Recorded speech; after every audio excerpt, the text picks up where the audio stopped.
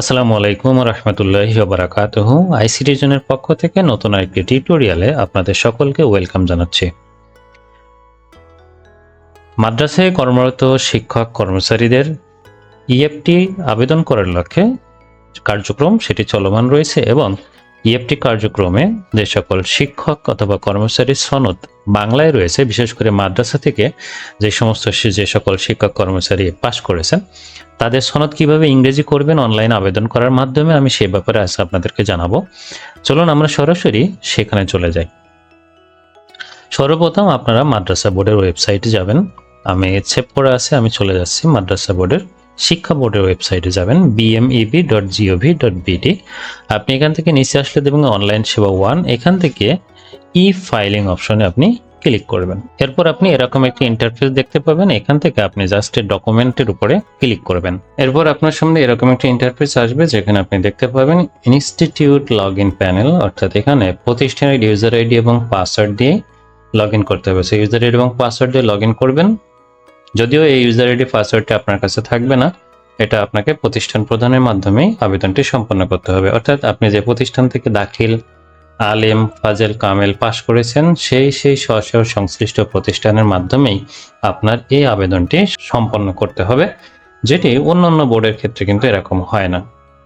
So user ID password দেওয়ার পরে log in বাটনে ক্লিক করতে হবে। ক্লিক করলে এরকম একটি ইন্টারফেস আসবে। আপনি এখানে কোন জিনিসটি বা আপনার কোন পরীক্ষা জেডিসি, দাখিল, আলেম, ফাজেল, কামেল কোন সনদটি আপনি চাচ্ছেন পরিবর্তন করতে, সেখানে আপনি টিকমার্ক দিবেন। সো আমরা নর্মালি এসএসসি বা দাখিলের সনদটি আমরা করতে চাচ্ছি, তো সনদের এখানে দাখিলের নিচে এই যে 500 টাকা খরচ হবে, এখানে আপনি টিক চিহ্ন দিবেন। দিয়ে ডকুমেন্টের ধরন এখানে অনেকগুলো আছে, যেহেতু আমরা ইংরেজি করব, সো ইংরেজি ভার্সনটা আমি ক্লিক করব। আপনারা চাইলে এখান থেকে ফ্রেশ, দ্বি-নকল কিংবা সাময়িকী কিন্তু আবেদন করতে পারেন। ইংরেজি ভার্সন ক্লিক করার পর আপনি এখানে যে নেক্সট বাটনটি দেখছেন এখানে ক্লিক করবেন। নেক্সট বাটনে ক্লিক করলে আপনার সামনে এরকম ইন্টারফেস আসবে, যেখানে এক্সামের নাম, পরীক্ষার সাল, রোল নম্বর এবং রেজিস্ট্রেশন নম্বর দিয়ে ফাইন বাটনে ক্লিক করতে হবে। বলে রাখা ভালো, সো আমি এই তথ্যগুলো পূরণ করে আপনাদের সামনে ফিরে আসছি। রোল নম্বর এবং রেজিস্ট্রেশন নম্বর, পাসিং ইয়ার, এক্সাম নেম এগুলো পূরণ করার পরে ফাইন বাটনে আপনি ক্লিক করবেন। এরপরে আপনার সামনে এরকম একটি ইন্টারফেস আসবে। যেহেতু আপনারা দেখতেই পাচ্ছেন আমি এখানে পাসিং ইয়ার 2001 দিয়েছি, 2001 সালে কিন্তু সনদগুলো ইংরেজি ছিল। তো এখন আমি আপনাদেরকে এখানে একটু বুঝিয়ে দিই। এখানে নামের জায়গার ঘরটি ফাঁকা থাকবে, ফাদার্স নেমের জায়গাটি ফাঁকা থাকবে, মাদার ফাঁকা থাকবে, ডিওবি ফাঁকা থাকবে, জেন্ডারও ফাঁকা থাকবে। সো এখানে আপনার বর্তমান যে সাময়িক সনদটি আছে আপনার কাছে, বাংলা সনদ, সে বাংলা সনদ অনুযায়ী এখানে আপনার নাম যেরকম আছে বাংলায় ঠিক সেরকম লিখবেন, ফাদার্স নেম বাংলায় লিখবেন, মাদার্স নেম বাংলায়, ডিওবি সনদ অনুযায়ী জেন্ডার মেল অথবা ফিমেল আপনি সিলেক্ট করে দিবেন। সেন্টার কোড যদি পূরণ করা না থাকে তাহলে আপনি সেন্টার কোডটি অবশ্যই পেয়ে যাবেন অনলাইনে, আপনি সেন্টার কোডটি পূরণ করবেন, অথবা আপনার অ্যাডমিট কার্ডে সেন্টার কোডটি রয়েছে, আপনি চাইলে সেটা কিন্তু এখানে দিয়ে দিতে পারেন। দেন আপনার এখানে অ্যাপ্লিক্যান্ট মোবাইল নম্বর দিতে হবে, অর্থাৎ আপনি যে আবেদন করছেন আপনার মোবাইল নম্বর এখানে দিবেন এবং আপনার একটি ফটো এখানে দিয়ে দিতে হবে। এই ফটোটি অবশ্যই পাসপোর্ট সাইজের হতে হবে।